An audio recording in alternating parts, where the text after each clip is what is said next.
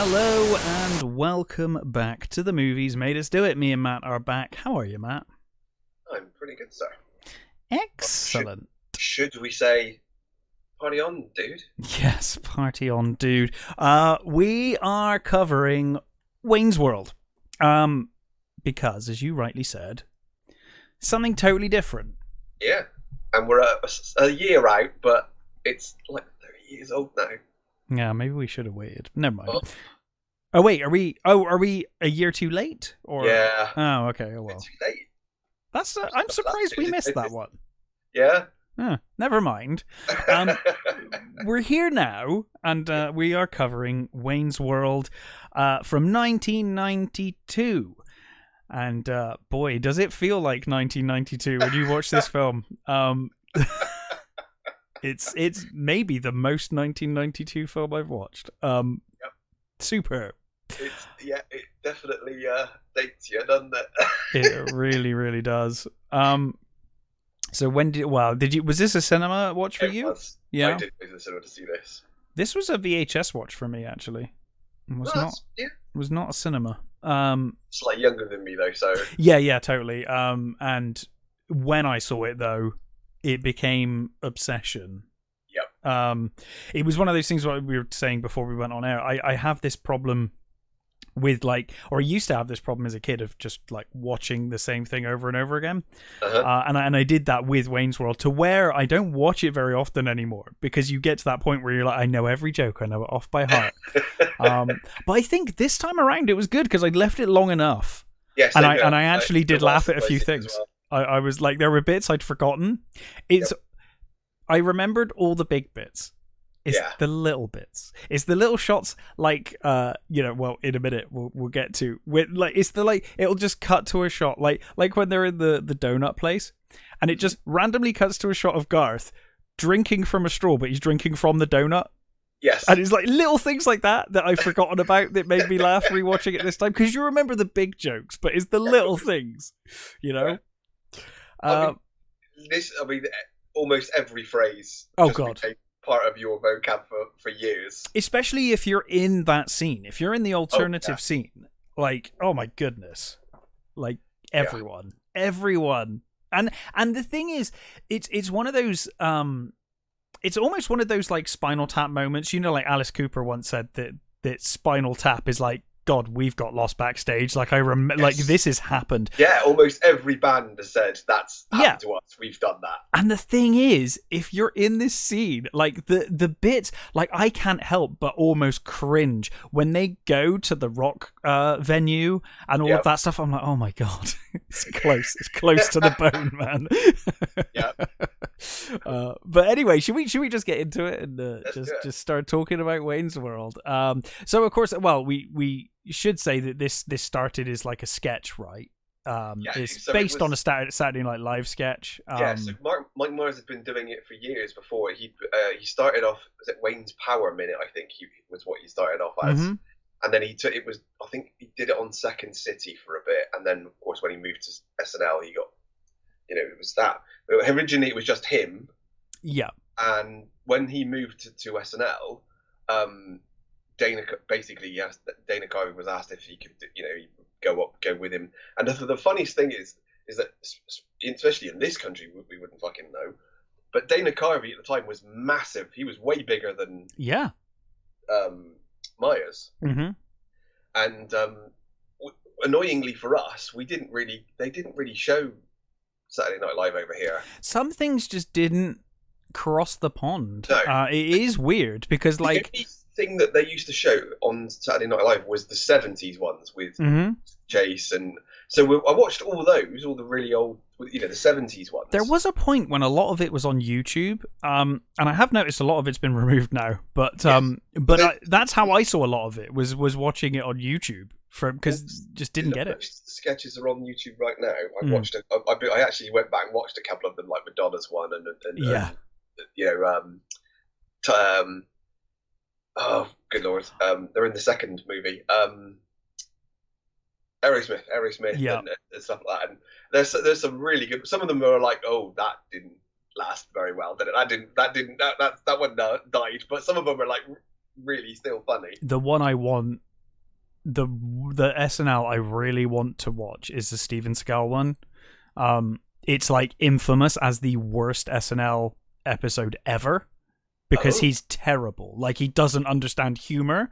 And it sounds, if you ever get chance, just read up the horror stories of Steven Seagal's SNL, and it will make you want to watch it so bad, because apparently it was awful. He's completely humorless, isn't he? Yeah, and he's like, he believes everything, and I think he got really, like, well, as we now know, he got really inappropriate and like was trying to make like rape jokes and things. Like, it's like, dude, like, he's just an absolute piece of shit.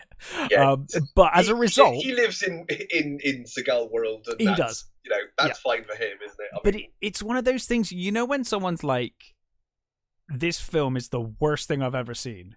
Yeah. There's a bit of your brain that's like, I really want to see that now. Yes. And it's like, this is like, I've heard it's the least funny, worst episode of SNL ever, and I'm like, I kind of want to watch it now.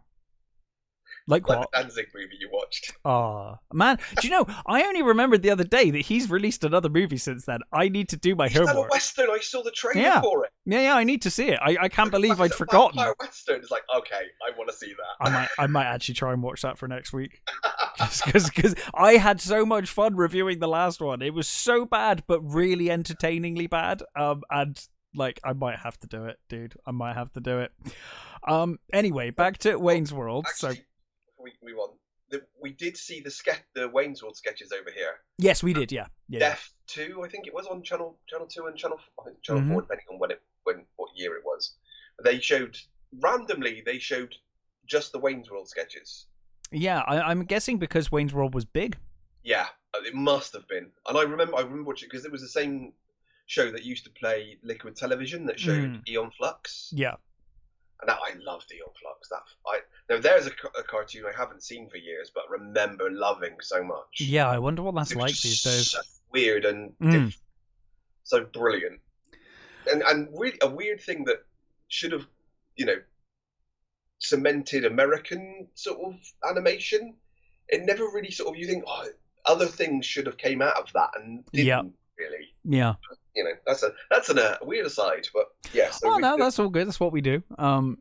But yeah, it's interesting. I love the setup for this film, because obviously on SNL, it's done like they're just sat in their basement and they're doing their show, and I love that the film is an extension of that.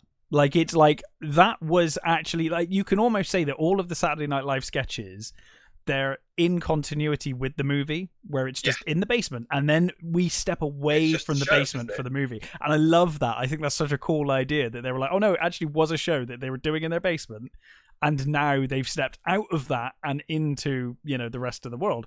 And I kind of love that. So anyway, it's we're in Aurora, Illinois, in, I guess, 1992, the 90s anyway. And Wayne and Garth, Wayne Campbell and Garth Elgar, basically have this like cable, because in America they've got all these cable channels, right? Which we didn't used to have back then. We had like 2-3 channels, then 4, then 5 channels. Yeah. But we certainly didn't have local access. No, this like public access thing, it fascinates me. Yeah, I know. It's like, I bet you see some weird shit. I really, that Weird Al movie. Yeah.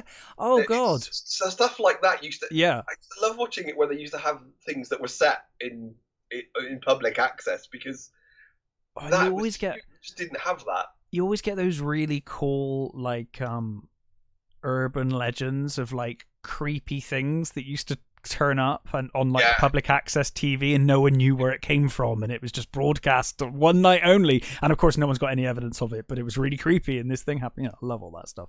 But I guess as someone as a people, the English people, restricted to our 3 or 4 channels, terrestrial TV, it was like, whoa, you can get all of these, like, and the idea that these guys could just to get MTV, for fuck's sake. God, yeah, it did take us long enough. The idea that you could start your own show, which is basically what we've got here. So Wayne and Garth, they've got a public access show, on some random channel. They're like local celebrities in Channel 10 in the thing. I can't remember if it's the same in the movie. It might be. I cannot remember right now. But anyway, they do this out of their parents' basement, as Wayne will say later. Yeah. I know it's both bogus and sad, but I live in my parents' basement.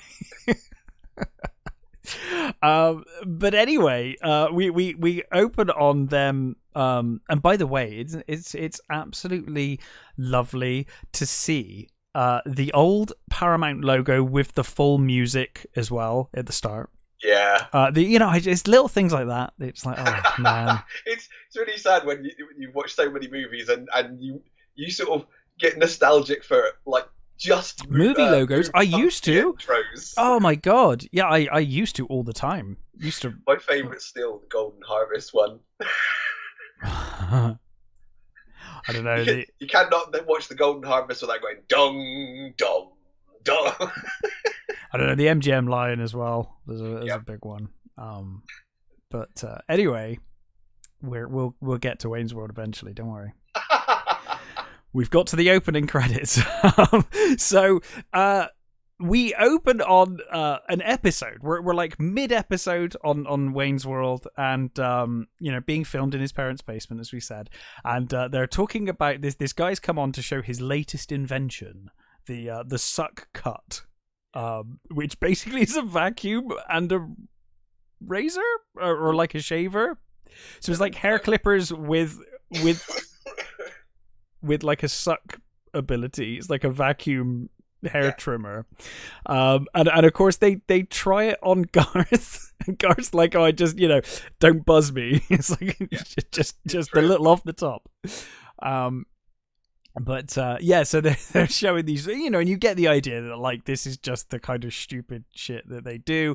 They probably only get like real local weirdos turn up that want to do like crazy inventors and silly things, coming down. And this is the suck and cut, and he's like, oh, how does it work? And he's like, well, as you can see, it sucks and it cuts. And Wayne's like, it certainly does suck. And I love it's pulling on his hair, and I love Garth going, it's sucking my will to live. But anyway, while I guess, I don't know, Rob Lowe is such a handsome man. Like irritatingly beautiful. And I'm assuming after, he's in bed with this woman, he's flicking through the channels.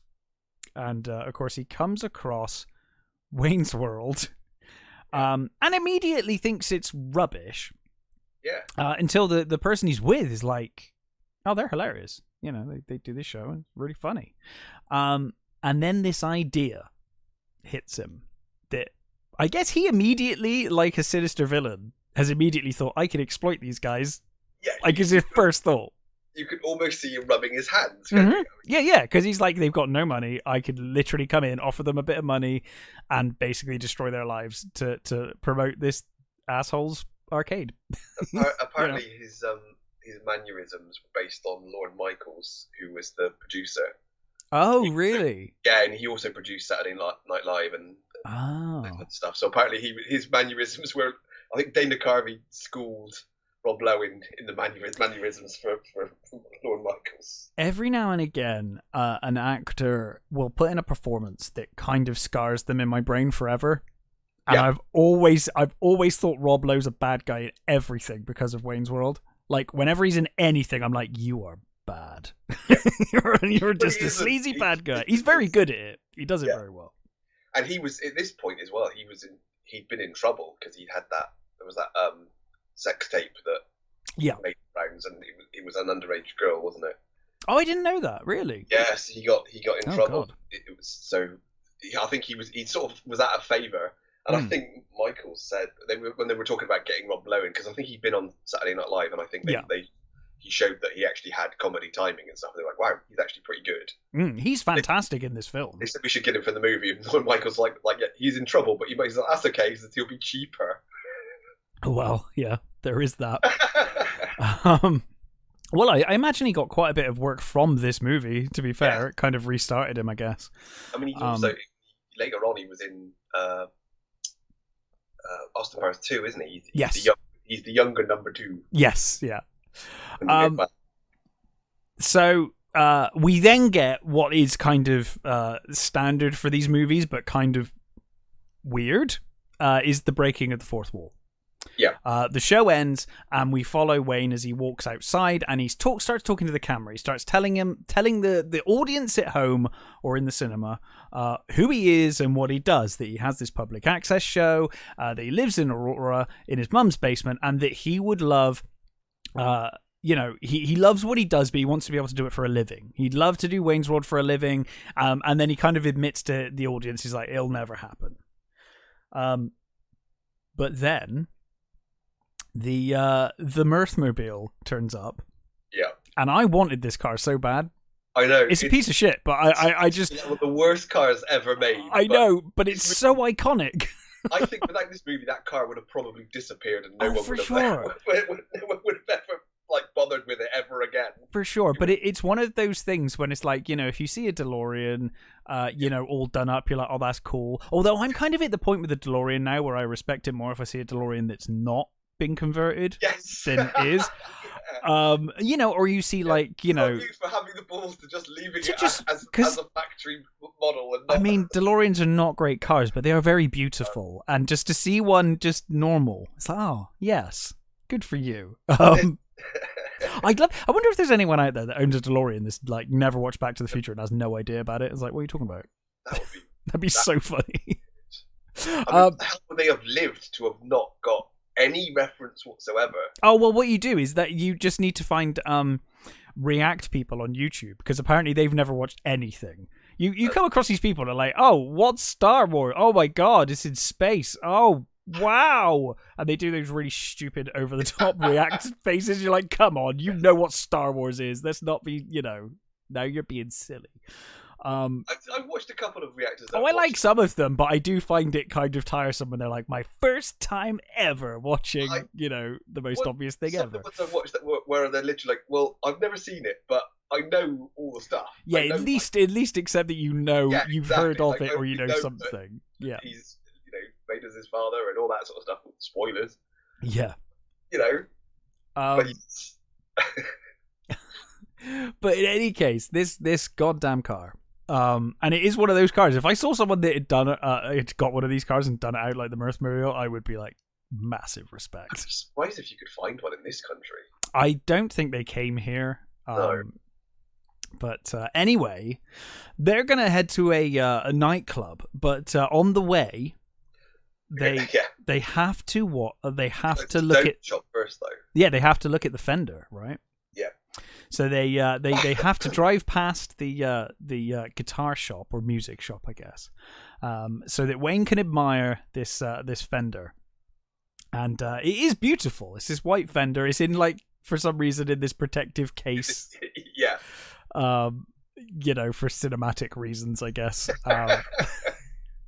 But he's admiring it. It's the thing he's always wanted. He's always wanted this guitar. He's lusted after it forever. And as a I guess is he meant to be playing like a teenager here, or like? Okay. Well, I think they're supposed to be.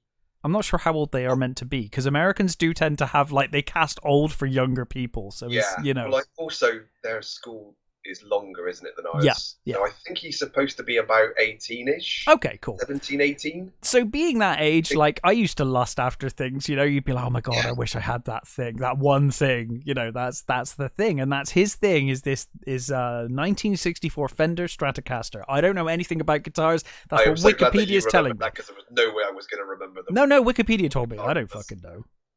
That was Wikipedia. I fully accept. I don't know guitars. Oh, that's Wikipedia. Yeah, it's Wikipedia. I'm not going to pretend like I just knew that. Yeah, knowledge. No, I know nothing about guitars. So anyway, I know. I like some pretty ones. Yes, I agree. There's pretty guitars. The guitars I like are just really impractical though. It's I love that. That's a really cool shape. I imagine it's horrible to play, but I'm just look at it. It looks amazing.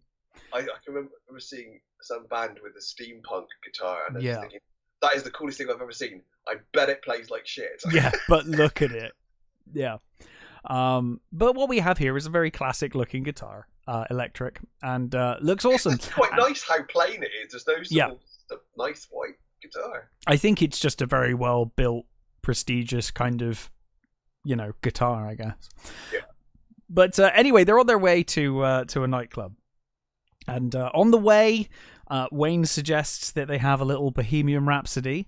And of course, I think this product. God, I'd love to know how many extra sales Queen got from this movie. Oh, it totally reinvigorated them. Yeah, they were kind of almost getting to the point where they were almost forgotten at that point. And well, it's 92 at this stage, right? Yeah, so we're post, Freddie and whatnot. They re-released it in the States. I think they released it here as well. It got to number 2 over there, which I think was higher than it got originally. And I'm pretty sure it got to number 1 over here, but I don't remember whether it was this release, or whether it was another release. Right. Yeah. But yeah, Lorne Michaels wanted Guns N' Roses. Yeah, I can see why in 92 you'd want Guns N' Roses, because it does, He was like, no, Mike Myers was like, no, he wants this. He basically threatened to walk if they didn't get Bohemian Rhapsody. I will say, I think Bohemian Rhapsody works a lot better. Oh yeah. And it's a surprisingly beautiful scene with all of their friends singing along as well. Yeah. My favorite bit though is the bit when Garth doesn't know the lyrics. Yeah. And he's just pretending. I love that bit. Because everyone's done that. Like, you've been at gigs before and you've been like, I actually don't know this bit. I just pretend. The worst thing is that it's like Dana Carvey actually, basically, he thought he knew the lyrics, didn't read them before he went on set, and basically just did that. And you think, there's so many times where I've thought, oh yeah, I know the lyrics of that. It's this. And you get to the certain point and you're like, shit, what was that? What was that? Or when you think you know the lyrics and then you read the lyric sheets, you're like, oh my god, that's different words to the words I thought. And you can't get out of your head then. You're like, no, this is the way I know it. Like, the lyrics I've made up are the lyrics. I'm saying this way for like too long. 20 years now. I am not fucking changing it. There was one that always got me. Was it Birdhouse in Your Soul by oh, for fuck's sake. What band? Oh, I can't remember the fucking band. My brain is, again, as usual. There's a lyric that it's like, Blue Canary in the Alley by the Lights. But I think it's Blue Canary in the Alley by the Light Switch, right? It's, the actual lyrics are, in the outlet. Not like, not alley. And for years I was reading this. I was like, no, it's still it's by the light switch for me. It's not. It's in the alley by the light switch. They might be giants.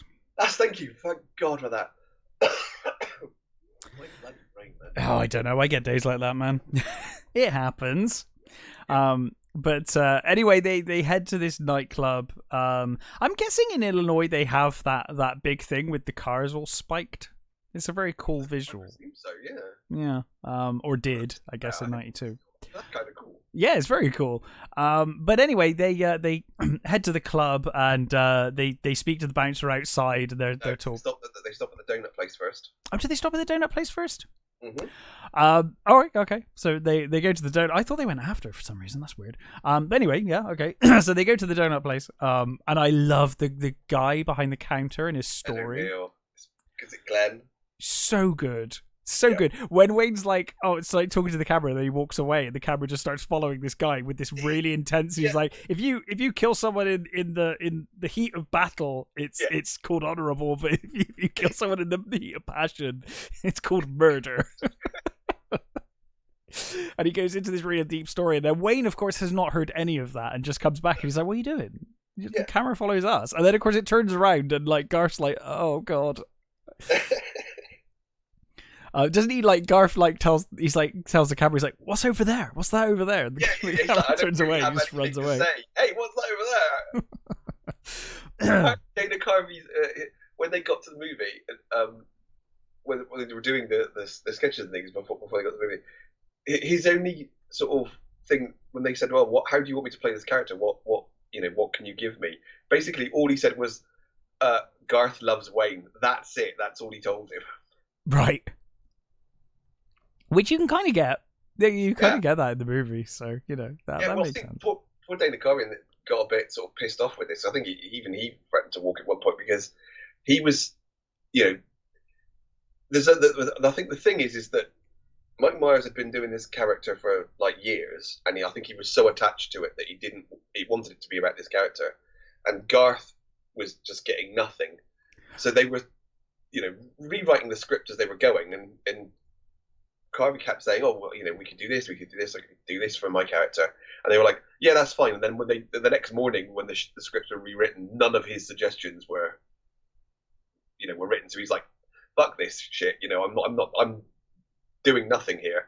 So they sort of, I think they had a talk, as it were, and so more scenes were put in with Garth, which I think is good because Garth kind of makes it as well. I've got to say, honestly, especially on repeated watches, Garth is my favorite character to watch. Like, I love watching Garth more than I like watching Wayne. Yeah, it's all the stupid little things that Garth's doing in the background, and maybe that's why, because he didn't have as much to play with. Like, Dan is just doing his thing in every scene. You just see him in the background, to get attention, and he's just fantastic. Apparently, he's based on his brother. Okay, his brother was apparently a sort of, even as a young kid, could fix almost anything. Right, and the way he spoke was apparently like that. That's how Garth speaks. Oh, right. Oh, okay.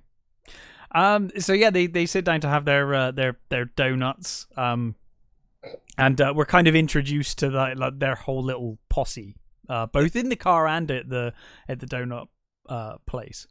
And of course, Garth sees his dream girl. Yep. Who apparently he falls over every time he sees her. Yeah. It's supposed to be like love struck, I presume. Yeah, like it physically hits him to the ground every time he sees her. I fell over. Sorry? I fell over. Yeah, I fell over. Yeah. And then of course Wayne sees the not so love of his life, his ex Stacy. Who is Garth says, "Don't look." It's Stacey, and he immediately, of course, when someone says, "Don't look," you look.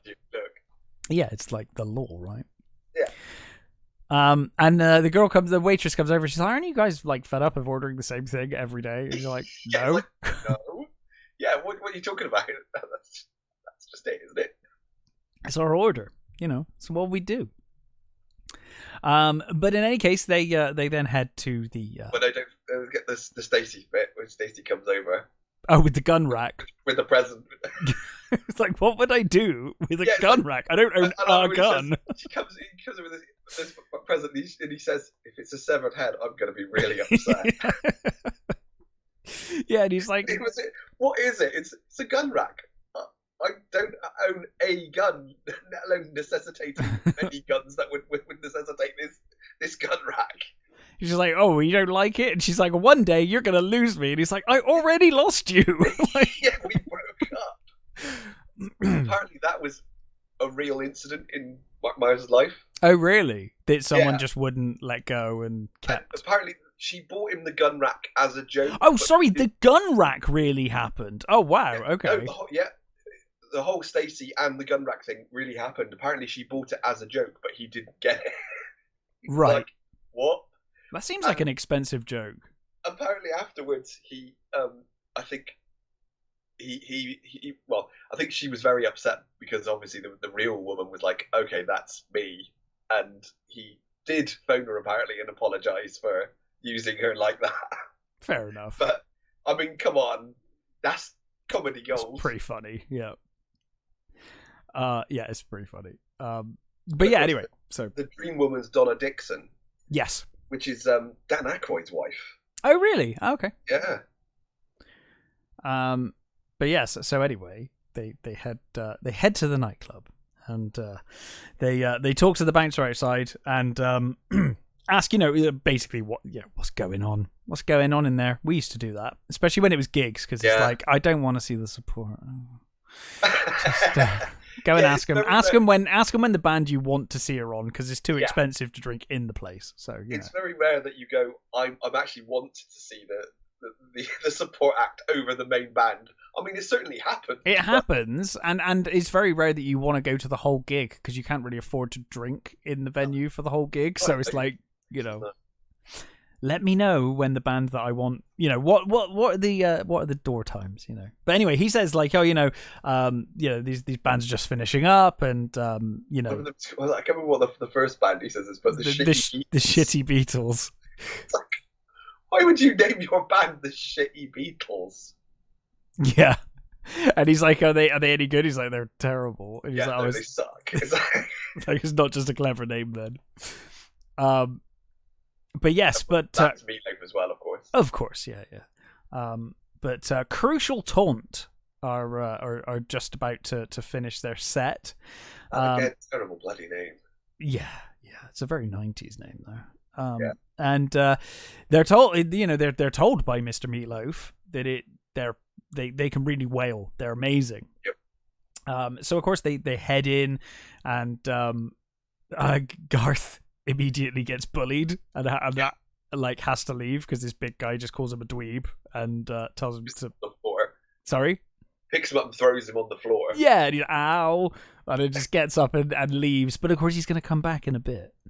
So he heads out to his car and gets this. Like you said, I guess if it's based on his brother who repaired stuff and was a bit of a gadget freak.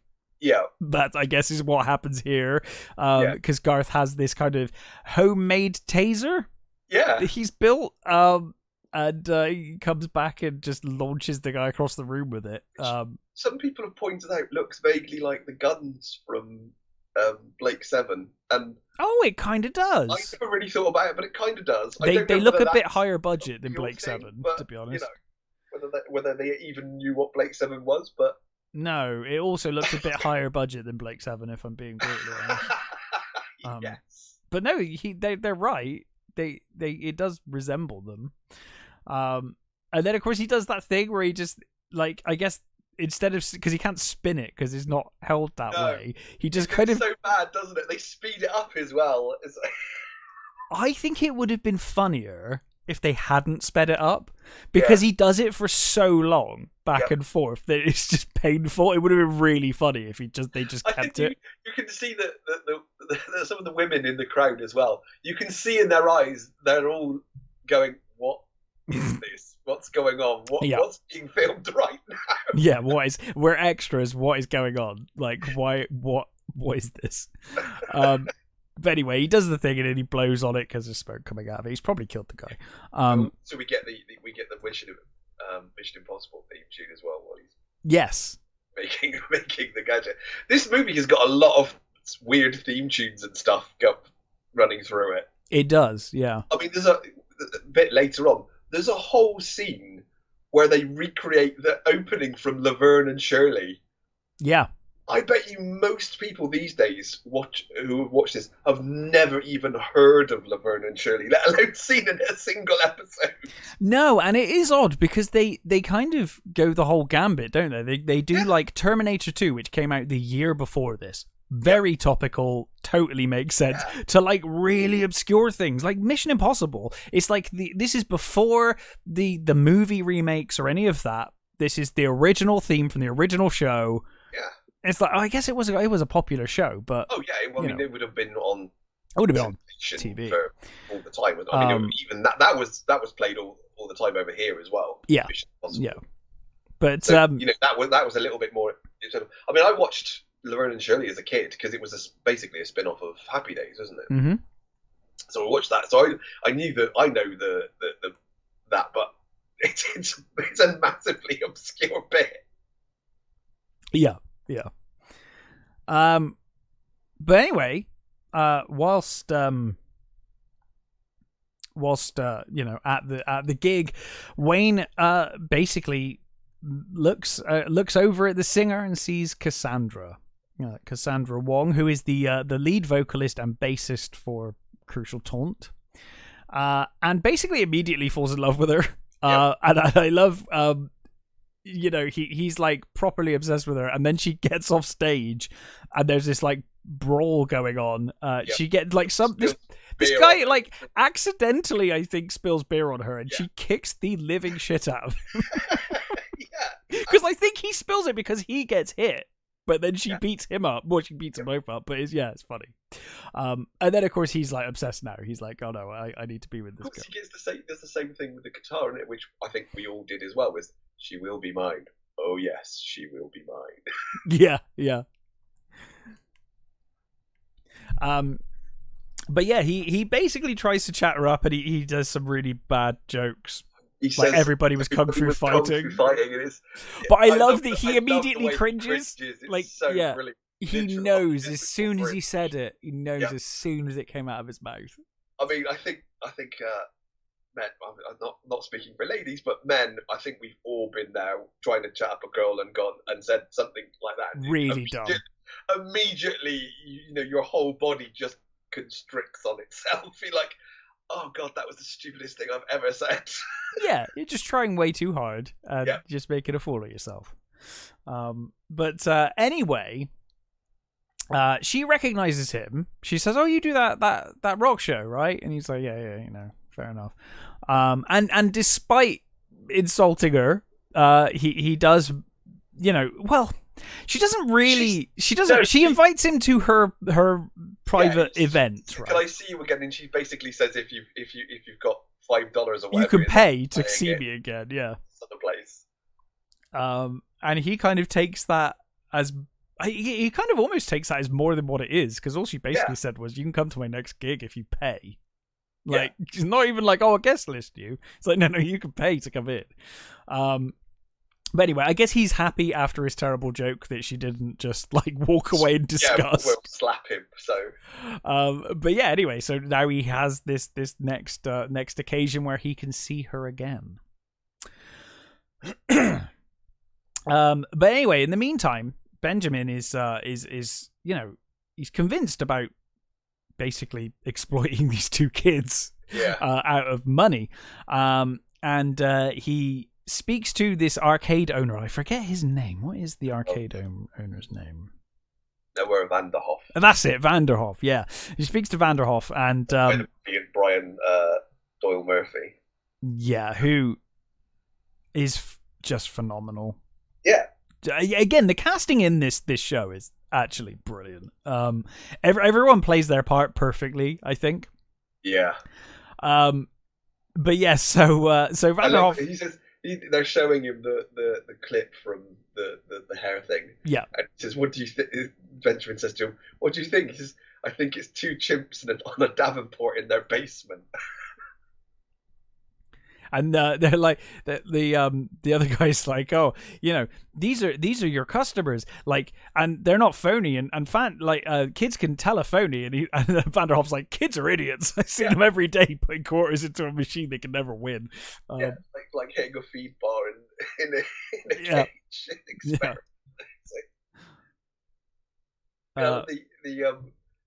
He's talking about the new game. Was it? Where you play an amorphous blob who absorbs villagers, and every time you have to absorb the king to get more powers. The only thing is there is no next level, so kids just keep putting quarters on it. Think, I wonder how many games. Many. Some probably still do, but I wonder how many games back then were made specifically because you keep putting the money in because you will get to the next level. Honestly. Yeah. If you keep trying hard enough. Yeah. You just don't want it enough. We get to see how manipulative, I guess, Rob Lowe's Benjamin can be here, where he basically he uses Vanderhoff's own ego against him.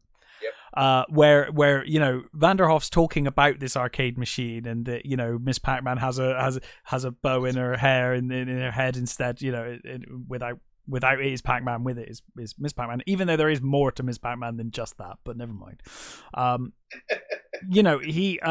He basically says, "Oh wow, I just found what you told me riveting. I didn't know that. Did you know that?" And of course, Kurt Fuller is as Russell's like, "Oh no, I didn't know that."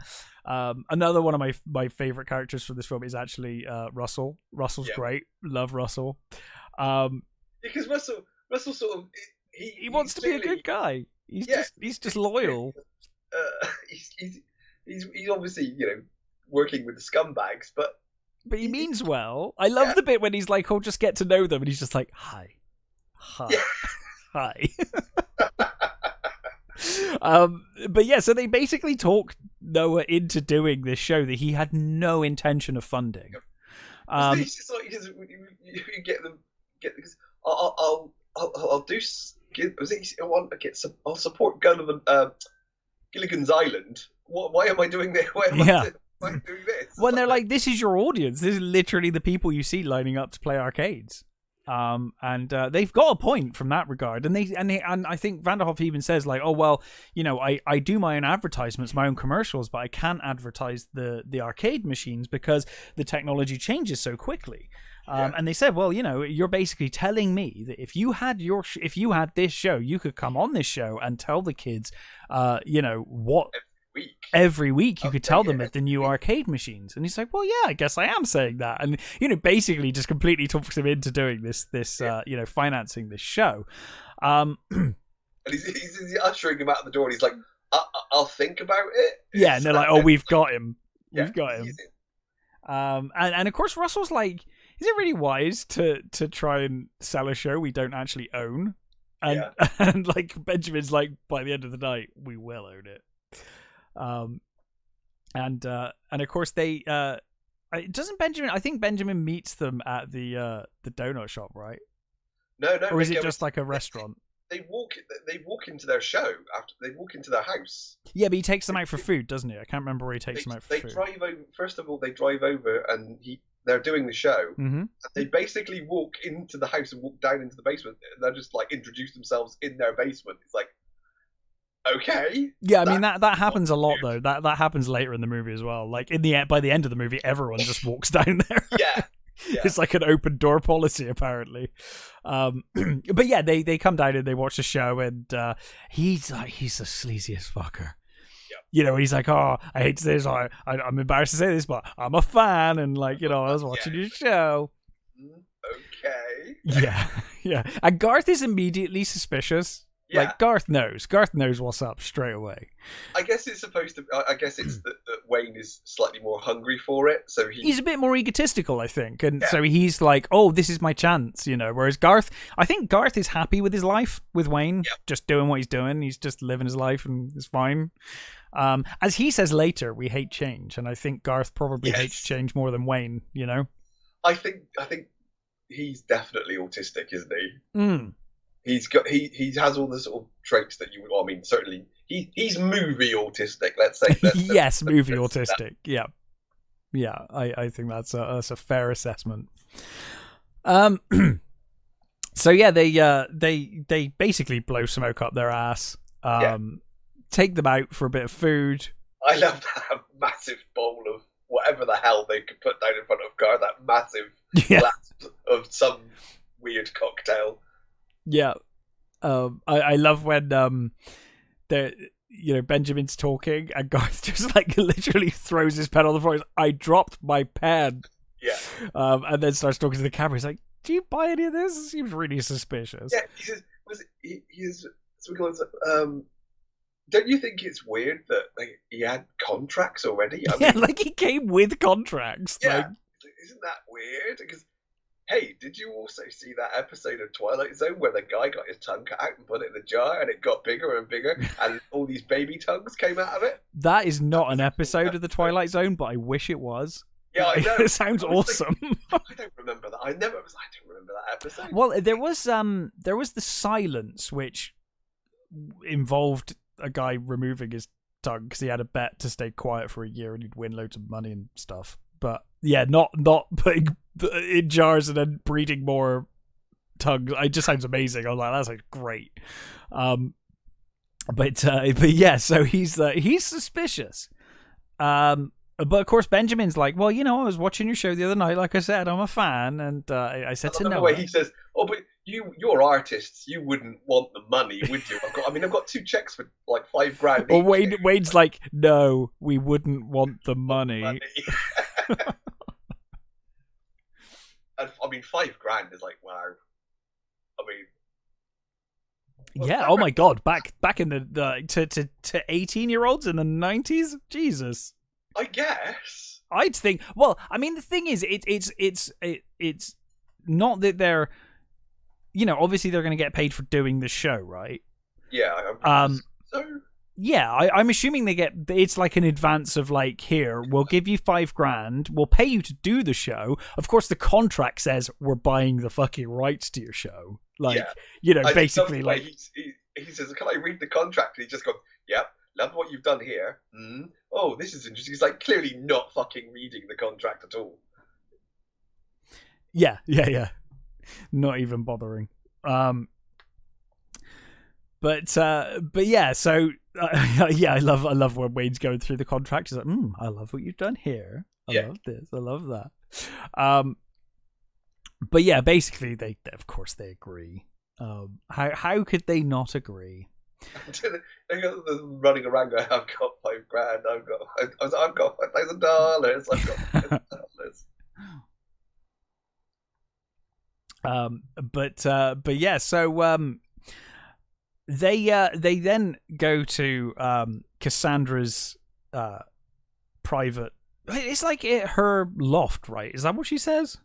I think so. So it's like a gig that she's putting on at her own place, I guess.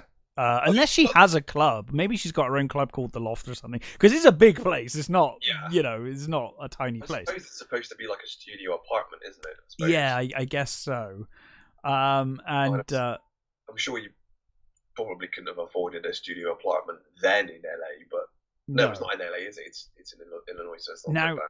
I am pretty sure that Cantonese is not the easiest of languages to learn. It's not. I have tried. But, well, fucking try harder, because Wayne, sadly, in like a day or a week, is not a good accent for no, I know. The phrasing either. It's really bad. Yeah. But Wayne listens to a tape and he learns it. To impress Cassandra. I don't think he's speaking Cantonese anyway. No, I don't think he is. He's just making sounds. I love. Well, basically, yeah. He sees her play, and then he says, "Oh, can we talk? Can we get some air or something?" And she's like, "Yeah, sure." And he's like, "Oh, good. I'm in here." Now Garth has got the same problem he had last time, except now it's the toilets he's trying to get into. He's like, "I'd like to get into the toilets today." He's like stuck in the queue for the toilets, which we've all been there too. Yeah. But Stacy approaches Garth in the queue, and she's like, "I'm really worried about Wayne. He seems to be something wrong with him. Do you know what's wrong with him?" And he's like, Garth's just completely honest. He's like, "Is it because you're mental?"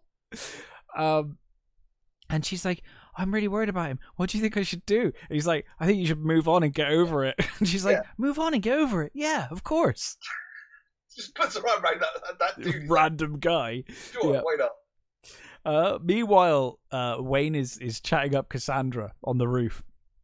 And he's like, "Hey, I've got something to say to you." And she's like, "What?" And of course he bursts into maybe fake Cantonese. And of course she's blown away. She's like, "Oh my god, you've learned Cantonese." And he's like, "Oh, I'm just a beginner," all in Cantonese, of course. But then of course Stacy turns up, and she's like, "Who is that?" And he's like, "Oh, it's my ex," and like, I feel kind of bad. She's like, "Oh, she's got good legs but no confidence," and he's like, "Oh, I feel kind of bad. Like, I feel like I've kind of made her this way, by the way I treated her and whatever." And I love the bit where the subtitles keep going. And it says everything he thinks about her being absolutely mental, but he doesn't say it to Cassandra, so he stays awkwardly silent, and the subtitles just keep playing. It's supposed to be like in the old movies where, they would say something, and then all the translation would just be completely wrong and keep going, and you'd be like, "Oh, right, okay." Oh, see, I kind of assumed that it was what he was thinking and didn't want to say out loud to Cassandra. No, I think it's just the subtitles catching up with what he said. Maybe. I'm not sure about that, but maybe. Anyway, in any case, it's funny. And then Stacy and her boyfriend like fall through the roof. Yeah. And of course, we didn't actually mention the guy she falls up on next to. Yeah. Is the guy who's like completely. I don't know whether he's stoned or whether he's drunk. I think he's supposed to be drunk. But like the whole movie. Yeah. because they pick him up at the beginning when they're doing the Bohemian Rhapsody bit, and Garth pulls that. He's not getting in the car because he's going to hurl. I give you a no hurl guarantee. And Garth pulls out the tiniest of little paper cups and goes, "Hey, you can hurl into this." And he's like, "In what world is someone going to vomit into that and going to fit into that little cup?" And I love the way they just look at him. He just folds it up and puts it back in his pocket.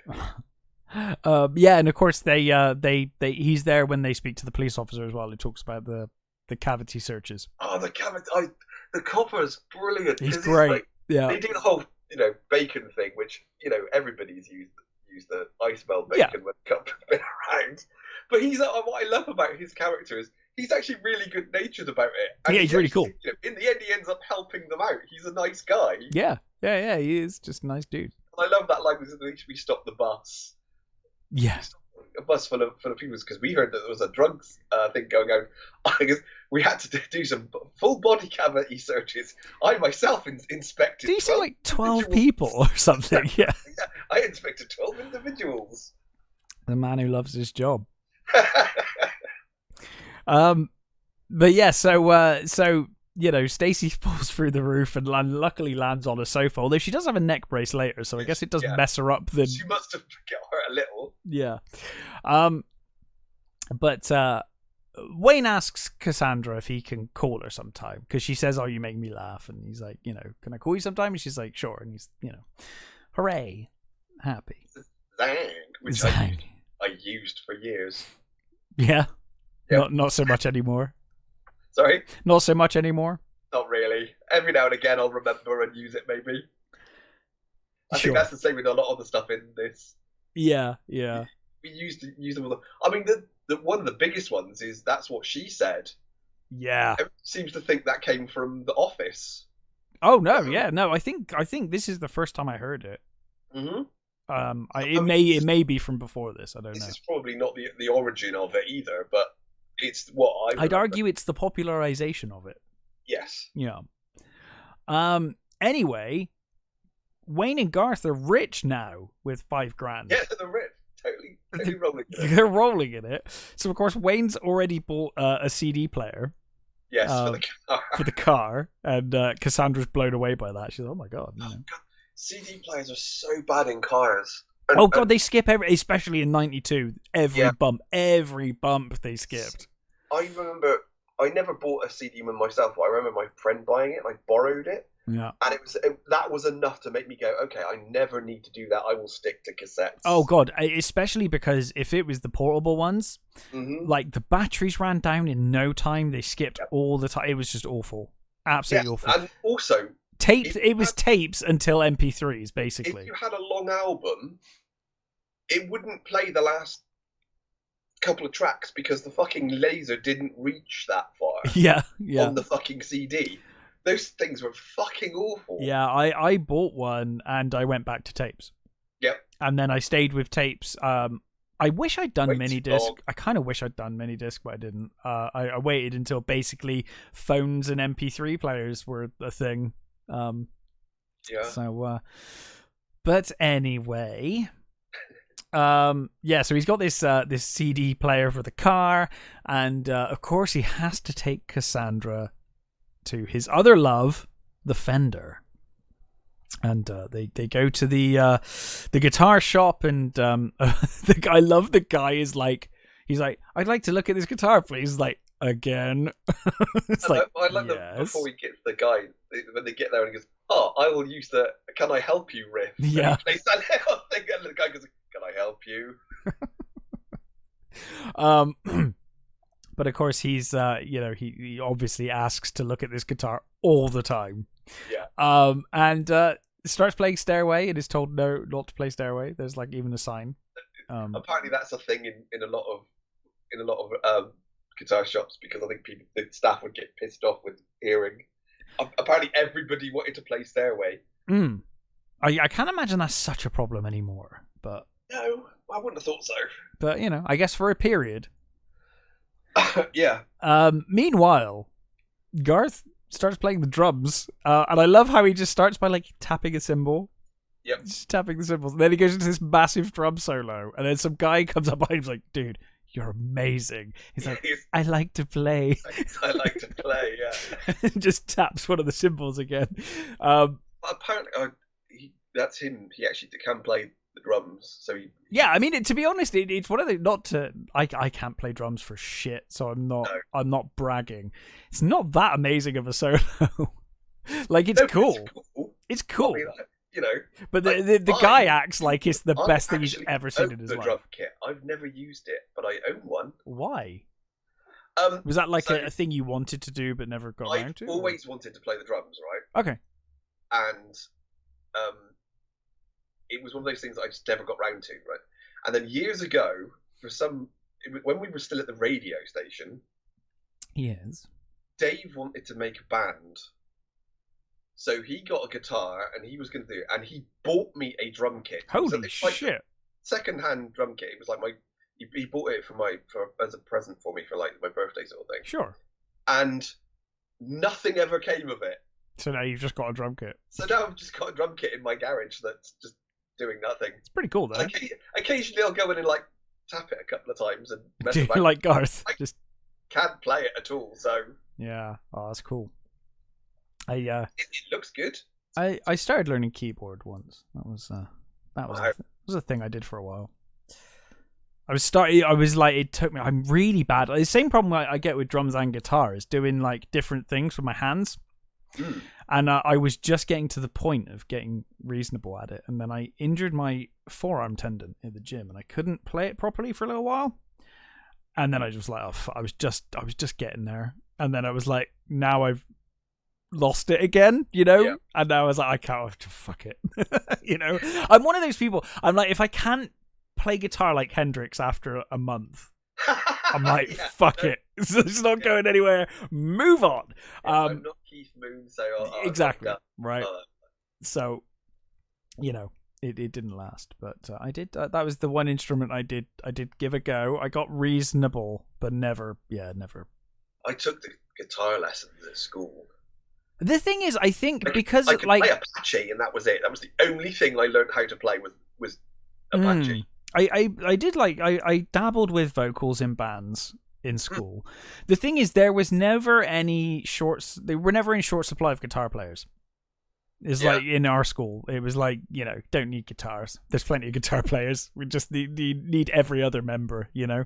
But yeah, keyboard I played with for a bit. But anyway, today's a different day because today is the day that Wayne is actually going to buy the Fender. Because the shop clerk's like, can I put it back now? Like, are you done? Because you get the impression that Wayne does this every day. It's like, well, it must be, at least every week. He goes into the shop. The guy is sick of him at this point. He's like, oh, okay, fine. But he's like, no, not today, my good man. I'm feeling saucy. I think I'm going to buy her. And of course, he's got like, just walking around with like 500 quid cash or something. Yeah. But yeah. So I can't remember whether it's after. I think it's after this where you know, Wayne's obviously signed with Benjamin and told Benjamin about Cassandra. And I can't remember whether it was at her Loft gig that he meets Cassandra for the first time, or if it's just later at another gig. Again, I only watched it the day, and I cannot remember. No, my memory's terrible. Either way, they take him to the club, don't they? They take him there, and he sees them. Yeah, he sees them. Obviously, once or two. Yeah, I guess maybe he went with Wayne and Garth because Wayne and Garth were just kind of, you know, signing with him or whatever. Yeah. And he immediately chats her up, and then it's like, oh, I'm not chatting you up. And she's like, good thing. And he's like, oh, no, I'm actually a producer. We'd love to make a music video for you. Which obviously, we will learn later, was obviously just a ploy to get with her. Like, the whole thing was a ploy. And maybe he sees a bit of money in her. But it's pretty clear what his intentions are from the off. And I love that Garth immediately pegs it. Yep. And Wayne can't see it.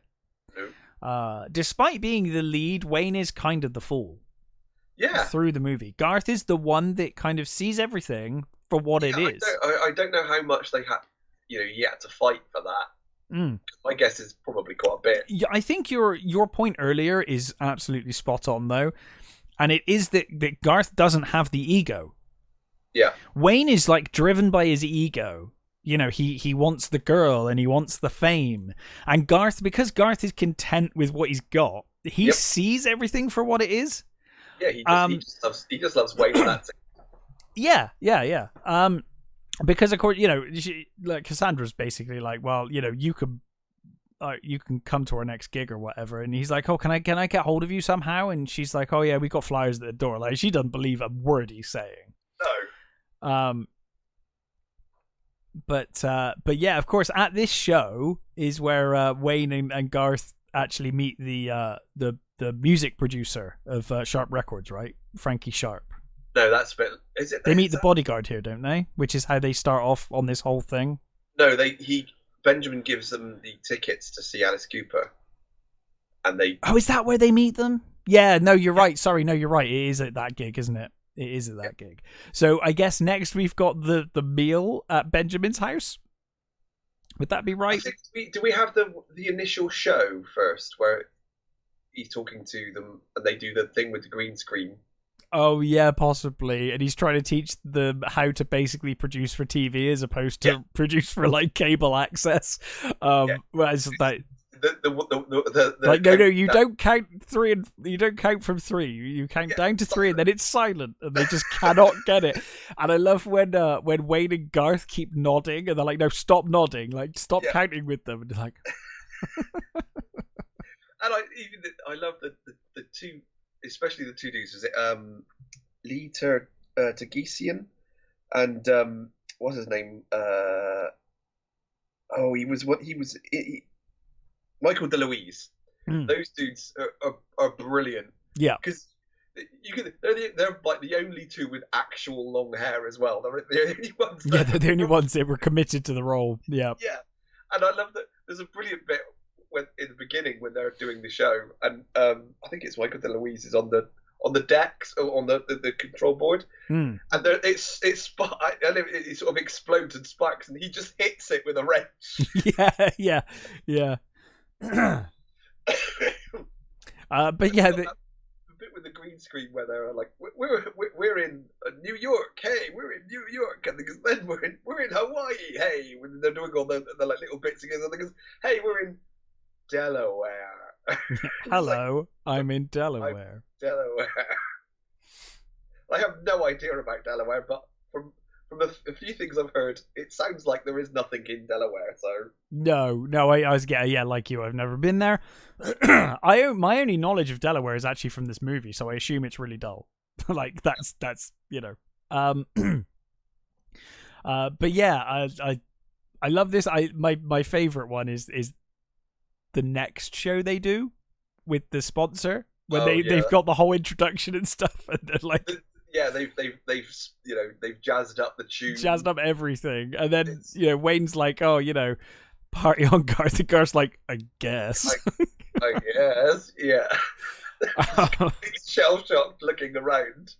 But Cassandra does question with Wayne. She's like, you know, have you met this Benjamin guy? And he's like, yeah, we signed with him. He's great. You know, like he's like the hottest producer.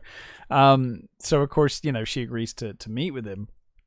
Which I think is where we get the meal in Benjamin's apartment, which is like, as Garth says, it's like a babe magnet. Yeah, if she was my girlfriend, I wouldn't bring her here. No, and again, Garth is spot on. Garth sees it all. He sees it all. He brings out all the how to date chicks books and because he goes through his books, doesn't he? Yeah. The ribbed for her pleasure. Ew. It's like. Wow, you really have no clue, do you? Bless you. And it's that bit he goes to his diary and he goes, "What is it?" Then the diary says something like, "Get terrible cable access show and exploit two dweebs." And this is the only time where Garth is completely clueless. Like, I'd hate to be those guys. It's like, oh god. And presumably, it's literally the date that they met as well. It's like literally that day. But yeah, and I love when they turn up in the apartment. Cassandra's like blown away. She's like, oh my god, you've got like, you know, this balcony and all of this stuff. And Wayne's like, when I move out of my parents' basement, I want to get a place just like this. And the thing with the balcony is like, hey, you could really hock a loogie over this. But weirdly, she does seem to be into that. So no, it's funny that. And I love that when he orders food in perfect Cantonese. Perfect, yeah, and presumably that probably is actually Cantonese as well. Yeah, I would guess. So. Yeah. And I like I want some cream of some young guy. Apparently that joke, they used that joke, and I think everybody was like, no, I don't think we should use this. And it was like, yeah, we've got to. It's funny. And they're like, no, I don't think we should. And apparently Rob Lowe was like, yeah, it's definitely funny. So they kept it in, and apparently when they did a test screening, it absolutely killed. Yeah. It's like, oh, well, we're definitely keeping that in then. I laughed the first time I heard it. Yeah, absolutely. Yeah. Like I haven't now. I didn't this time, no. But I did. I mean, it still brings a smile at least. Yeah, totally. So, basically Cassandra's agreed she's going to do this music video. And Garth... Like, almost to get rid of them. Yeah, basically to get rid of them. And to kind of... I don't know if he like kind of suspects that Garth is onto him a bit. He's like... There's the bit where he goes to speak to him at some point. I can't remember which point it is. He goes to speak to him and... It's about the sponsor, isn't it? Yeah, oh yes, it is, yeah. And it's with the sponsor, yeah. Is that later? I don't know at this point. I'm not sure. I feel like it's after the Alice Cooper gig that they do the sponsor. Yeah. But he's making a hand, a robot hand or something. Apparently a robot. He's making a robot to kill Benjamin. Oh, is that the idea? Yeah. Right. Because he's in love with Wayne, and he's getting distracted. Exactly. Yeah. But yeah, I think just basically to distract Garth and Wayne, he's like, "Hey, I've got all access tickets to Alice Cooper if you fancy it," and basically sends them to Milwaukee. And basically says, "Hey, Cassandra, I'll produce your music video. You'll love it." And you're right. I think it is at the Alice Cooper show that they meet Frankie Sharp, head of Sharp Record. They meet his bodyguard, they right? Don't meet him. They just see his car. They meet his bodyguard, though, don't they? Yes. Well, he's a bouncer, isn't he? Well, bouncer, bodyguard. Chris yeah. Farley.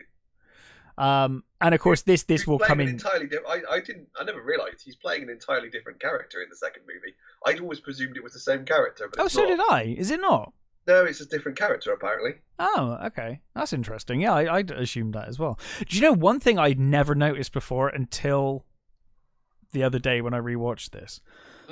Is the old man Withers. Oh, he's in the beginning. I never noticed that before. And then it kind of feels odd because they focus on him and he's like, how's that theme park business? And he kind of looks around. And I'd never put two and two together until this time I watched it. I was like, oh, okay, that's what that was. Yeah. It's just like this throwaway thing earlier on in the movie that later on is like, oh, actually, they did pay it off. But anyway, yeah, so they go see Alice Cooper, and of course, he's doing Feed My Frankenstein. Which they wanted Schools Out, apparently. But Feed My Frankenstein was the more recent song, though, wasn't it? So exactly, I guess he's like, no, if I'm doing anything, I'm doing my, my current stuff. Brilliant song to do. Oh, it's a superb song. Have you ever seen Alice in concert? No, I never have. One of the people I've always wanted to see. Oh, he's fucking awesome. He genuinely knows how to put on a show. I really wanted to see him during like the Brutal Planet period. Yeah. Because he kind of became like big again, and or I guess he was always big, but kind of, he kind of fell into that Rob Zombie kind of thing. But yeah, that I've always wanted to see him. I have now saying that I've seen lots of his live VHS back in the day. I watched a lot of his live VHS stuff. Back when he had what was the name of the guy? I can't remember his name now. He used to have this guy. It was like this fucking guitarist who was ludicrously muscly, like ludicrously muscly. I know who you mean. I can't remember his name. Though. Not the guy in this video, because in on stage here is not. It's just some other dude. But there was this guy that he had at one point who was just ridiculous. I know the dude you mean. I don't remember what his name. So I always remember seeing a live concert of that with him. Yep. But I've always wanted to see him. Always. The concert I saw, they brought out the guillotine. Obviously, they had an electric chair. They had the stuff that they had a massive stomping Frankenstein's monster on, running around. It's fucking awesome. He is all about the show and the showmanship. I do remember having the opportunity to see him, but they were doing a stripped down tour, and I was like, what's the point? That's not why I'm seeing Alice Cooper. If I'm going to see Alice Cooper, I'm seeing him for the full show, But yeah, I always wanted to. I'm sure even the stripped down show would probably have been. Well, they'd still have the guillotine and stuff, I'm sure. But I just I always wanted to see them, but I haven't yet. So time's probably running out on that front. But... Yeah. But I do, I love the way they're sort of showing their past to everybody as they go through. Yeah, like, hey, we're VIPs. Look at us. Yeah. And they take a wrong turn and end up outside where they meet Chris Farley's thing. And I love the way he's like, hey, is that Alice's limo? He's like, no, that's Sharp. He's got Mr. Big. Mr. Big, head of Sharp Records, yeah. He's going to be going to this place and this place. He's going to Detroit. And I love the way he moves. He's moving his hands as he's saying this thing. He's like doing these full circle motions and stuff. And this is when he comes to the end, he says Detroit, and he pushes his hand out into the distance, and then he thinks about it for a second, and then moves it to where I guess it's supposed to be. Yeah. And this is the first of, well, it may not be the first actually. He may have done it previous in his career, but this joke reoccurs in a lot of Mike Myers stuff, where he's like, "Wow, that was a lot of exposition that we just got given right there," but I guess that might come in handy later. Yeah, that man's a security guard. You an awful lot of information. But yeah, so they then ultimately end up getting invited to meet Alice Cooper, and they're like, obviously blown away by him, but they managed to contain themselves for a while. Yeah. They're like, do you come to Milwaukee very often? And of course, Alice Cooper who is very knowledgeable in real life, starts. Well, partly they turned up, and he just thought they were there to play, to just do the bit. And they handed him a script apparently, and here, learn this. It's like, okay, you've got like 5 minutes to learn this script. But apparently, because he's a historian, he knew all the stuff about Milwaukee and everything anyway, so he just did that. Right. And I love it. It's brilliant. It is brilliant. The guy says, isn't Milwaukee an Indian name? Because, why, yes, it is, Pete. Yeah. The band, the curious band member who's like, oh, hey, Alice, tell us more. He's on a little adventure about the visitors to Milwaukee. And then, of course, they do the "we're not worthy" thing, which is something that we all did. Yeah, and do you know what? It's funny here with Alice, where Alice is like, "Oh, get up, you." Oh no, sorry, it's funny here because Alice is like, "Oh, fine." Yeah, he puts the kiss the ring hand out. But I always think he's paid off so well in Wayne's World 2 with Aerosmith, where he's like, "Get up, you're worthy." He's like, "Oh, love this for me is like peak Alice Cooper." Yeah. Feed My Frankenstein and Poisoned. Yeah, great stuff. But anyway, Wayne's World is now a ludicrous production. Yeah. Although, do we get we might get the camera 1, camera 2 scene with with Cassandra, Wayne and Cassandra here, where Cassandra it comes in, but is that the camera 1 is very funny. It is, yeah. And when he does the underwear while she's trying to talk seriously with her bass player who's not, the guitarist who's not going to turn up to the video shoot. He starts humping the mummy. Yeah, and doing the "Happy Birthday, Mr. President" thing. But anyway, Wayne's World is now revamped, and they have this revamped opening and ridiculousness. Which because we should say previous to this they basically said I think he'd sent Russell, was it Russell? No, Russell. He'd sent Russell to try and basically speak to the guys about having Noah Vanderhoff on as a sponsor, and they're like they go through this whole speech of like, I love the bit. One of my favorite moments in comedy is that meme of Garth in the full Reebok attire when he's like, oh, it's like when, you know, people just do stuff for money, and that's really sad. I think, oh, I can't talk about this right now, I've got a headache. Yeah. I love the Pizza Hut. It's the choice of a generation. The Pepsi there. So. And those tablets, which I don't think we got over here, those headache or migraine pills, and they're like, and I don't think they exist anymore either. They just goes to black and white in his hand. They're like yellow, small, different. But yeah. Anyway, so they've basically been told like, hey, look, you have to do this anyway. Like. You have to. We own your show. You have to do it. So, of course, Russell comes out beforehand and he's like, guys, just read off the cards. That's all you need to do. Sponsor, read off the cards. And he's like, oh, have you got a pen? And, like, Russell being Russell, you know, innocent Russell, like, oh, yeah, sure. Here's a pen. But, of course, he writes on the back of the cards. So he does the interview as scripted. For Noah after the ludicrous intro that they've now got with the, you know, the announcer and everything. Yeah. Wayne starts off, he's like, oh, I need to talk about our sponsor, Noah Vanderhoff. And so he's talking about his amusement arcades and he's following the script, and Russell's like, hey, he's following the script. But then, of course, he's written stuff on the back of all the cards. Yep. And I love Russell's reaction when afterwards Russell's like, I promise you that wasn't written on the cards when I gave them to him. Like as if he would have done that. Yeah, it's things like, he blows goats, I have the proof. Yeah, and of course everyone's laughing, and Noah's wife thinks he's really popular. Yeah. She's like, oh, you got such a reaction from the back. Pick up on it.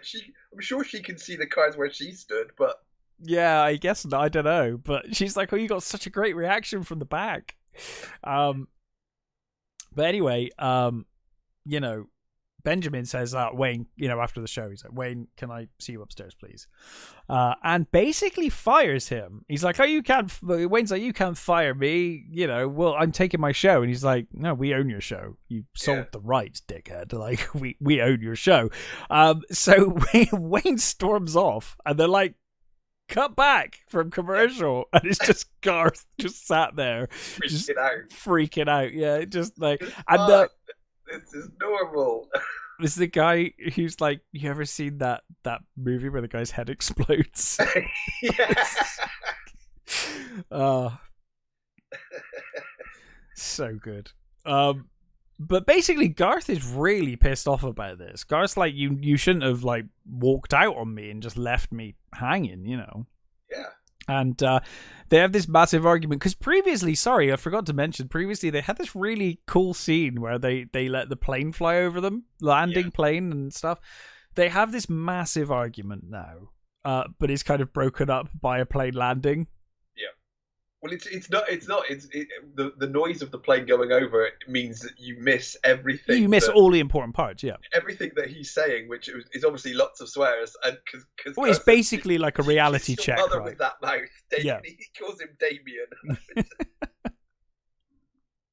which is, well, I think it's really funny, but it is really funny because we did forget that there was an initial scene of them on the car with the planes, and they, again, like when we said about the theme tunes, they're whistling the Star Trek theme tune while they're looking out at space, sort of thing. I don't know if he actually whistled that, but it was a very good whistle.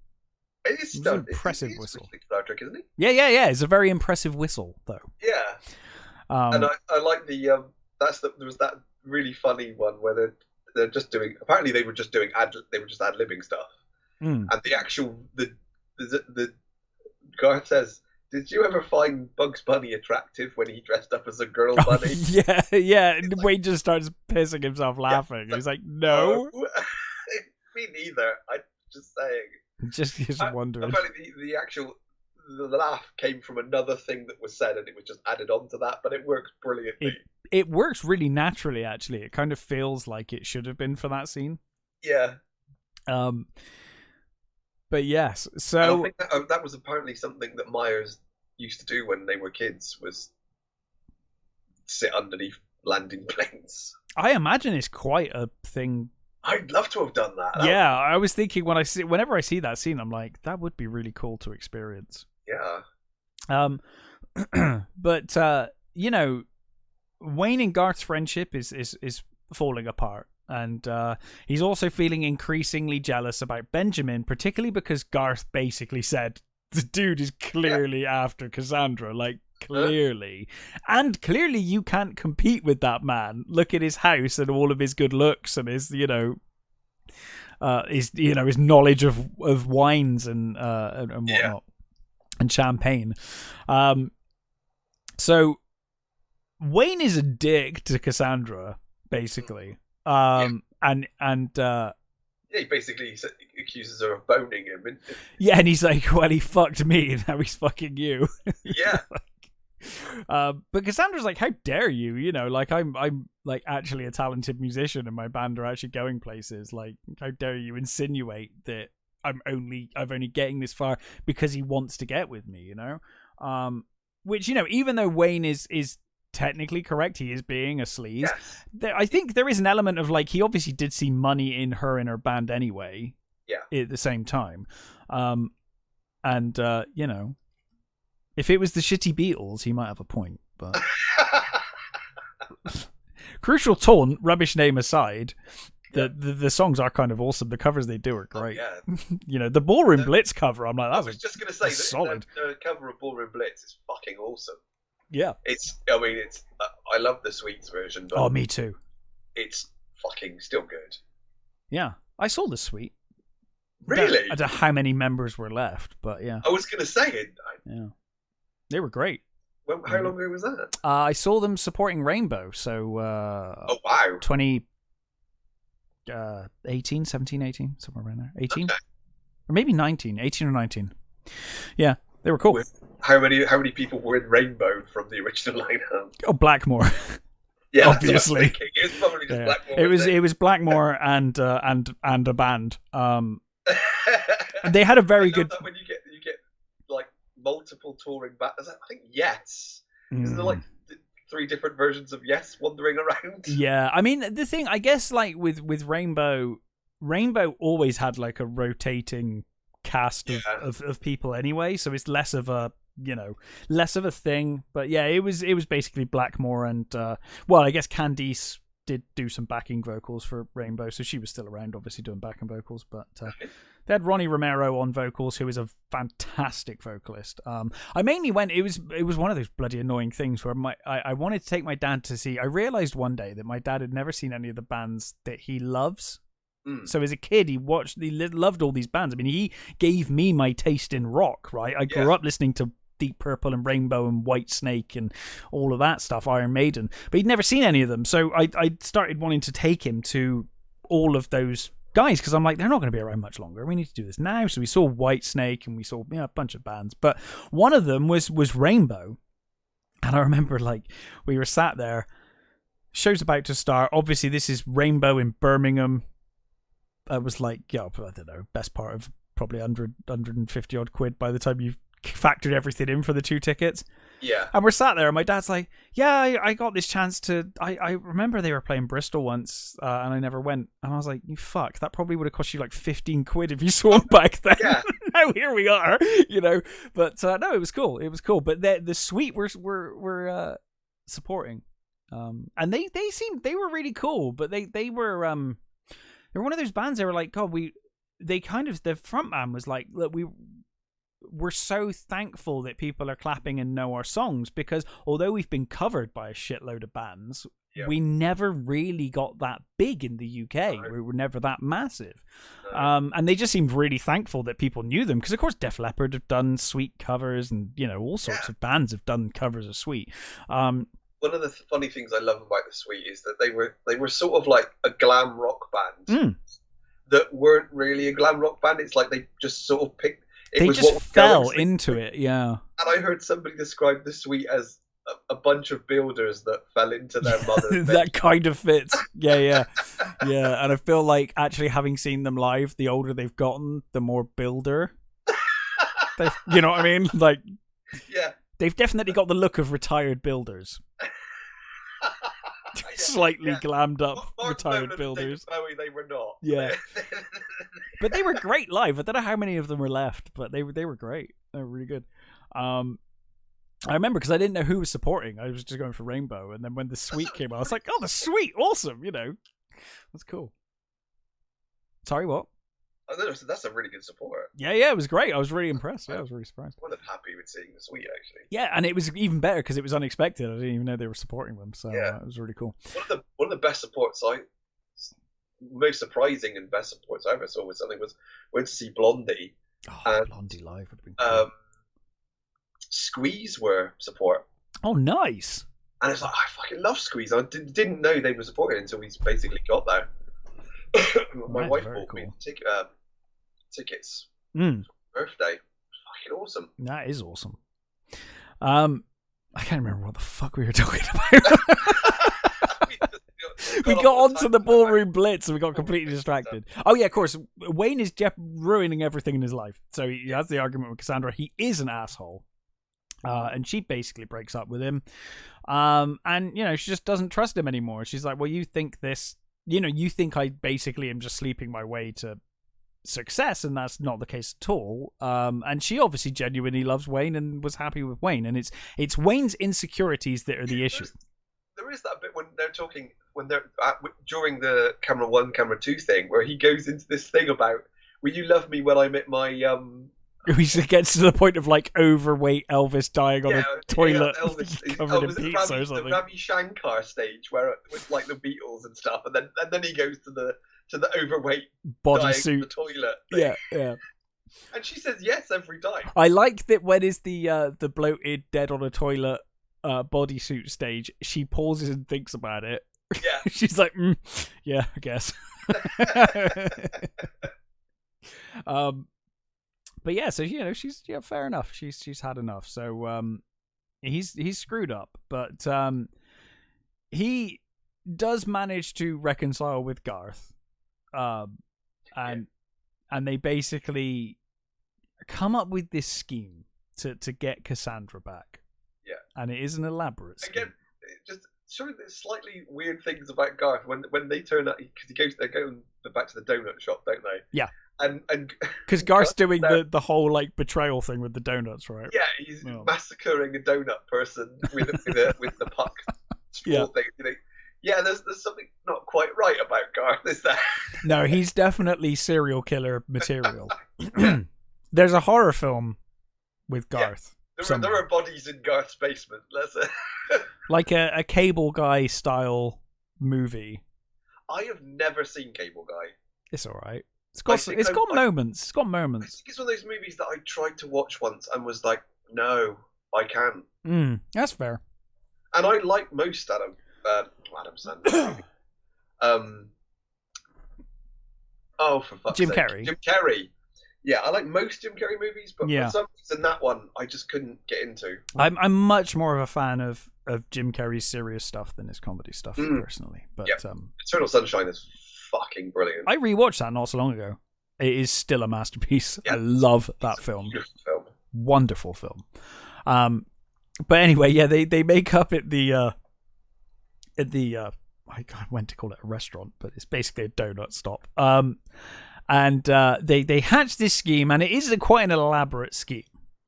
They're basically going to broadcast Wayne's World to Frankie Sharp as he passes, because of course the bouncer bodyguard gave all of this the precise time that he'd be traveling through, that they could get picked up, and just hope that he's on the right channel, which is the other thing they've not taken into account.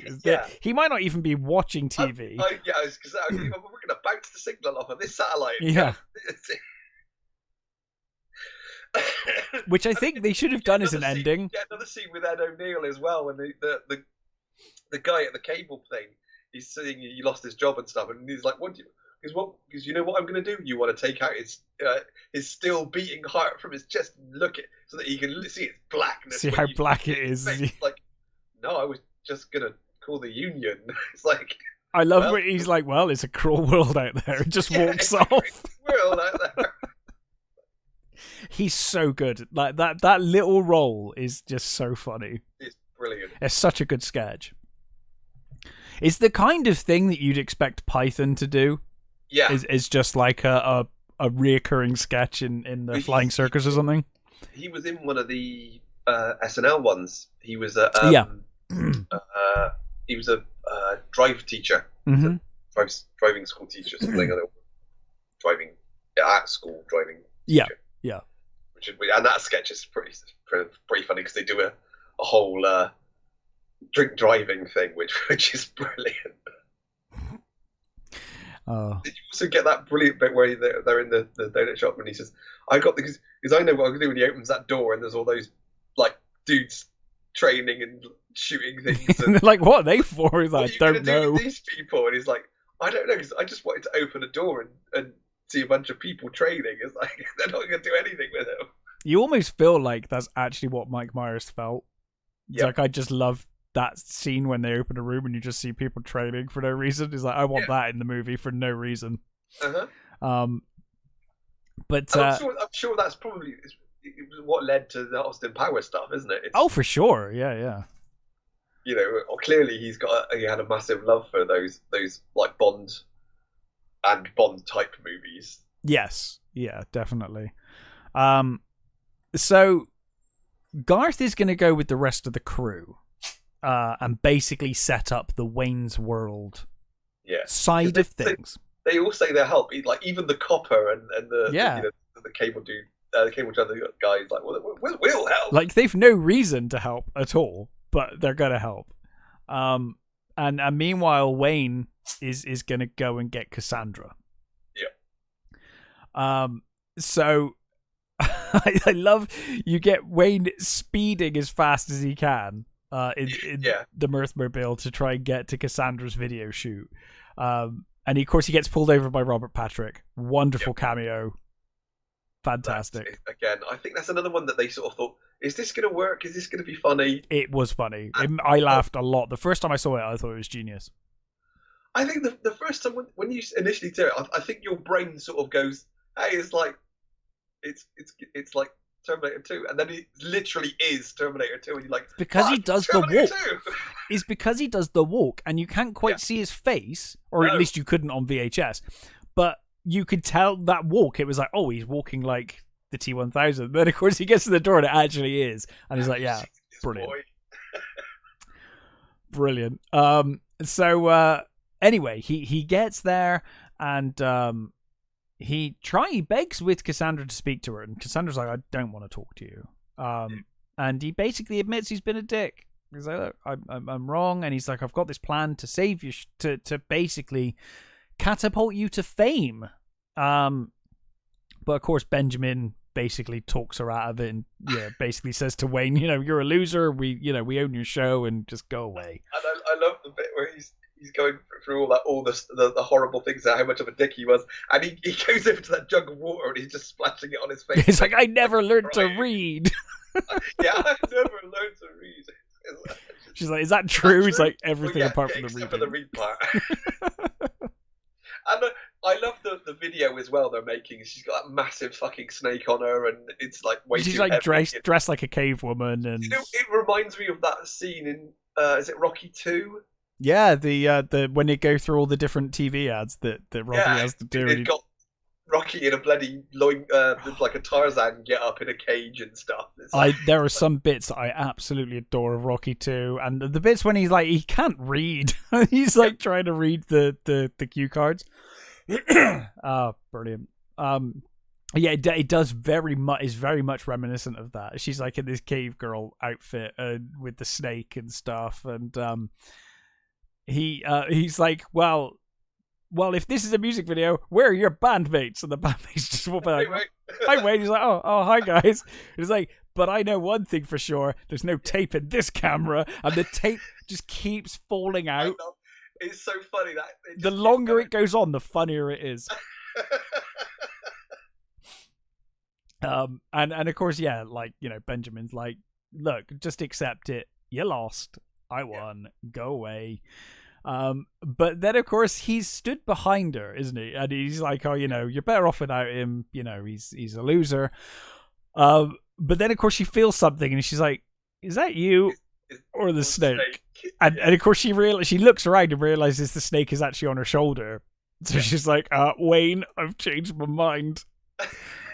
And of course he apologizes again to her, and he says, I've been an asshole, been an idiot, but I'm gonna save your career. I've got a thing to make your career.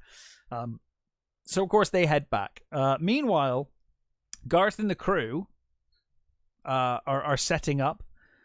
Russell tries to stop them briefly. I love the bit with Russell. He's great. He's so cute. You can't. I'm not going to let you. Benjamin is a good guy. So I think no, he's not. And I love the way he's got that torch. He's going. Garth takes the batteries out of it. And I like the line he says to him. Was it if Benjamin was an ice cream flavor, he'd be praline and dick. Yeah. Yeah, I love the way he takes the batteries out of the torch. Like it's a gun. Yeah. And he's like, he's okay. He's gonna be okay. So good. And then of course Russell's like, hi. But yeah, that's what I love about Russell. Russell's just a good boy. He's just very loyal to people. He just wants to be a good guy. He doesn't understand. So of course, Wayne and Cassandra are on their way back. They get there and start the show. And Wayne says, this is a Wayne's World for one person. It's going out to Mr. Big specifically, and of course we get the ballroom blitz. And we see the limousine skids and does this U-turn and heads up the road and whatever as the song's playing. We get the cavity search of Benjamin by the police officer gets pulled over, and the look on Rob's face is perfect. When he snaps the glove. Perfect as the glove snaps. It's so good. And of course it all goes to shit.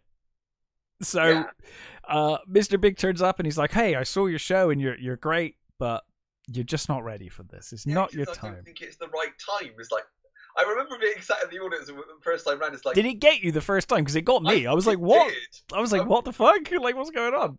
I'm pretty sure it was like, are they gonna end it badly? This sucks. Yeah, totally. It got me the first time. It's hard to put yourself back in that first watch, but the first time I was like, what's going on? Like, I was having a good time. Why is this happening? And then Cassandra's a complete bitch in this scene. She turns around, she's like, you've ruined my career. And it's like, well, not really. Like, he tried really hard. It was really sweet what he tried to do. Yeah. It's not really harmed your career at all. Like, you're still like massively popular and can go out and continue your career. Like, what he actually did was quite sweet. But for the scene, she's a dick, and she's like, oh, you've ruined my career. I hate you. The ultimate shitty ending, isn't it? Yeah, and Benjamin's there all smug. And I knew you'd never amount to anything, and you get that cutaway where they're sort of at a poolside, and she's in a bikini. And Benjamin drinks or something, and he's like, "You didn't actually think that Wayne would get her, did you?" And the house catches on fire from one of the lights explodes or something. With the wind scene, isn't it? And they're like, "Oh, we can't end it like this." And they're like, "Oh, let's do the Scooby Doo ending, which is when we get the Old Man Withers." Old Man Withers is perfect in that role. He delivers that I would have gotten away with it too line exactly like the cartoon. Like he's spot on. And then they're like, oh, that was great. Well, and of course you get Garth's fucking Scooby impression. Dana's Scooby impression is really good. But then they're like, okay, let's do the mega happy ending. And basically, Mr. Big comes down and he's like, oh, I love your song. You're great. We get to see Benjamin's walk from the car. Yes. When he gets out of the car and he's like, can barely walk from the cavity search. I think they show that every time. They might do. I think I remember it more with the mega happy ending than the sad version. But you're probably right. But it's a 6-album deal, and 6-album deal based off of one cover that I heard on Access TV. Sure. Yeah. Well, it is the mega happy ending. It is the mega happy ending. You're right about that. And I like that when what's his name says, I found out that two men, the platonic love can exist between two grown men. Oh, I love that. It's all he wanted the whole time. Just be happy. Oh God, Matt. What's that? Fuck. Well, I was just gonna say, because I've just reading through the Wikipedia synopsis. Garth gets with the waitress, the girl he's been fantasizing over, but we forgot the foxy lady scene. Oh, we forgot the foxy lady. It just reminded me as one of the most awkward things ever. Because I love that even Garth's fantasies are really awkward. Yep. Like, it's the most awkward thing ever. In his mind, it works a treat, and she's like totally into it. But it's like it's so awkward. Imagine that happening in real life. Because I think that, I mean, again, after that as well, everybody, as soon as Foxy Lady comes on, everybody does that with their, the thing with their ears. Yeah. Foxy Lady ears. I have seen that dance happen a few times since Wayne's World in pubs and clubs when it's come on. Well, I think it's the same with the Bohemian Rhapsody thing. It is. Yeah, it's got to be done, right? How many? I mean, even I've been in loads of cars where we've been playing Bohemian Rhapsody. Oh God, yeah. And everybody, the accidents that we've nearly had. Well, we're from the era where that would come on the radio occasionally as well. Like that would naturally happen in cars. Yeah. It probably still does. I don't know. Apparently, they all fuck their necks up doing that. I'm not surprised. There is a good way and a bad way to headbang. And also, I learned probably too late how to do that correctly. If I'm honest, when I first started going clubbing, it would take you, and you'd spend, you'd be moshing all fucking night. Oh, the next morning, dude. It would take you like a good week for your neck to sort itself out. I always remember the next day when it's bad enough with the kind of hangovers I used to get, but when you also have that neck pain, oh my God. Yeah. You feel like your head's going to fall off. You've got a massive hangover. You can't move your neck. Oh. And you stink of smoke because, of course, back then you had long hair and it was smoking indoors and oh God. And depending on how good the sound system was, if it was a really good sound system, deaf as well, tinnitus. You'd be deaf for 2 days. I must admit, I look back on those times fondly, but I do wonder what the fuck I was doing, because I'm like, you literally, like, you get to the next day and you're like, well, I was so drunk I barely remember any of it. My neck hurts. I'm hungover, throwing up. You're like, why am I doing this? This is awful. Oh, but it seemed fine at the time. It was great. I wouldn't change it for anything. I wouldn't change it for anything, but you couldn't fucking pay me to do it now. No, I don't think I could sit. There's definitely for me personally, there's definitely an age limit, and I'm past that now. My moshing days are gone. No. I mean, I still, nod my head. Oh yeah. I don't have the hair for it, and I don't have the neck muscles for it anymore. No. Because your neck muscles do get used to it. Yeah, they do. Yeah. It's not a good thing, but they do. Anyway, Benjamin has learned that money and stunning good looks are not everything and don't necessarily bring happiness. Yeah. Russell has learned the love of and everyone's happy. As we cut to credits, but they do that thing with the fish gills, don't they? Oh yes, yeah, and we get the theme again. And then of course we get as the credits come to an end, we've got Wayne and Garth still sat there. They're talking.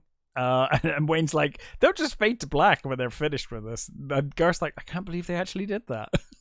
Yeah, rude. But a wonderful movie, man. This was such a big part of my childhood. Mm-hmm. This and Bill and Ted's. Because you were probably the perfect age when this came out, right? Yeah, I was like 17, I think. Yeah, because I was born 84, so this was too young for me. But when I got to that age, this movie was everything.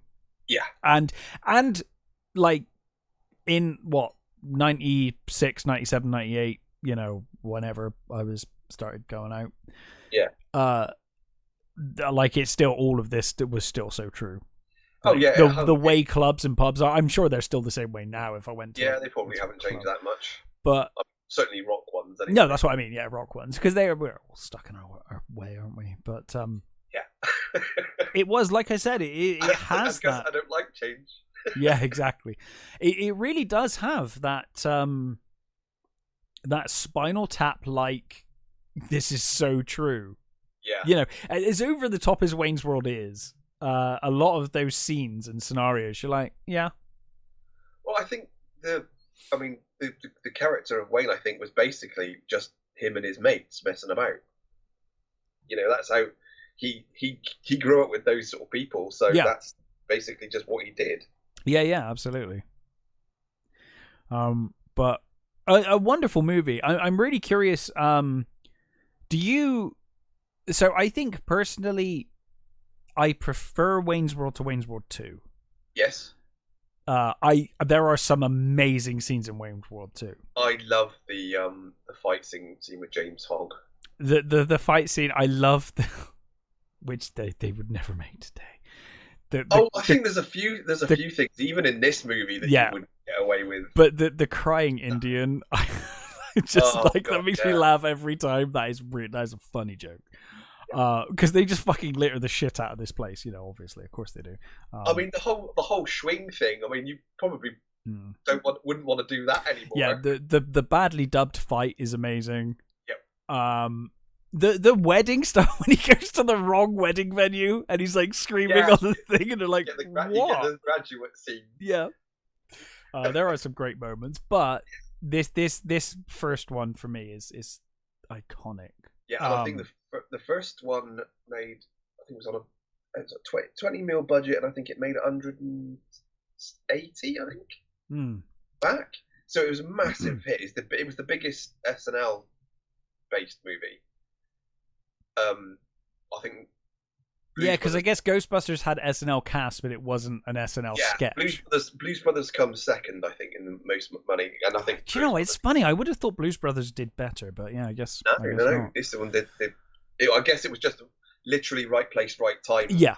That for my generation. Oh, it hit so well. 92. Like I said when we started this is peak 92. It feels so much like 92. There's like everything of 92 in this movie, so it's so on the money.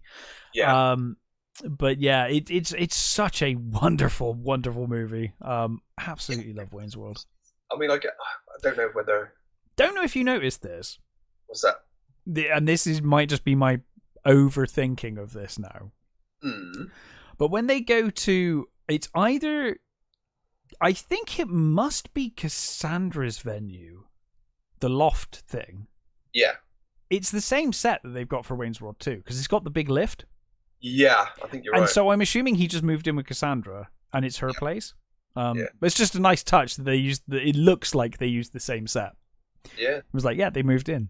It's cool. I mean, we didn't even mention stuff with the director, Penelope Spheris, who did was it the Decline of Western Civilization? Yes. Those? Mm-hmm. There used to be a pub in town that used to play the punk one like all the time in the background. Yeah. It was that and the Rock and Roll Swindle. They used to play that all the time, and I loved those. I mean, I haven't seen them for years. I guess they still hold up. Yeah. But I mean, everybody's in all the greats at the time were in that. I mean, Lemmy's in it, and it's a really. Oh, she did Suburbia too. Yes. Yeah, she was picked, because of how what she'd worked on and she certainly had the right idea, but apparently her and Maya just argued all the time because Myers like really some stories have come out about Myers over the years that makes me think he, talented though he may be, I get the impression he is a dick. Well, I think when you get to, I think he's basically blacklisted himself now, right? Like a lot of people just will not work with him anymore. I think people have sort of forgiven him a bit now. I think he's beginning to sort of come back, but I think he burnt a lot of bridges. Yeah. I mean, he's insanely talented. I give him. I think I really like his style of comedy. In the Wayne's World part, yeah, I think it's because he was very protective of that character, and you can I you get can that. see it. But I think later it's when on, you hear everything else, when he gets the like love guru stage, he's Cat in the Hat and stuff. Stories are, like, don't look him in the eye, don't address him, don't. Yeah, that's mental. When you're getting to that stage, then you're like, yeah, no, you're taking the piss now. You're clearly fucking mental. Do you feel that? Do you feel that Wayne's World's ever a thing you would like to see them revisit? I know they've revisited it for Saturday Night Live, but I mean, like as a movie. I've seen the sketches they've done since. Yeah, and they're still pretty funny. I agree. I do feel like they should never make another sequel, though.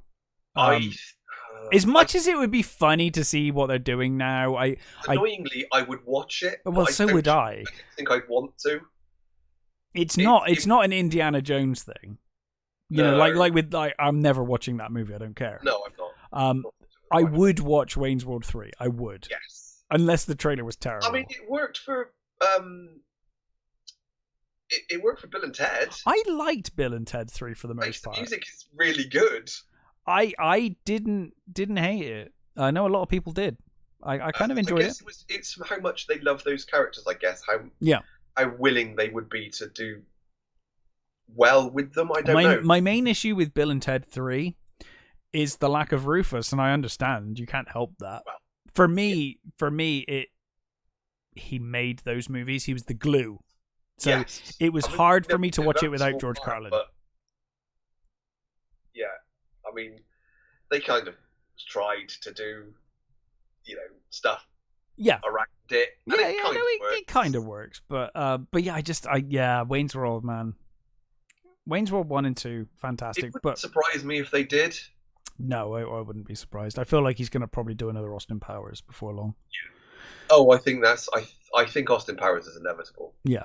And I think that probably would work better. Oh, Austin Powers. The thing is, like, the joke with Austin Powers is that he wasn't sexy by then 1990s standards, right? But the joke is that people still fancied him and stuff.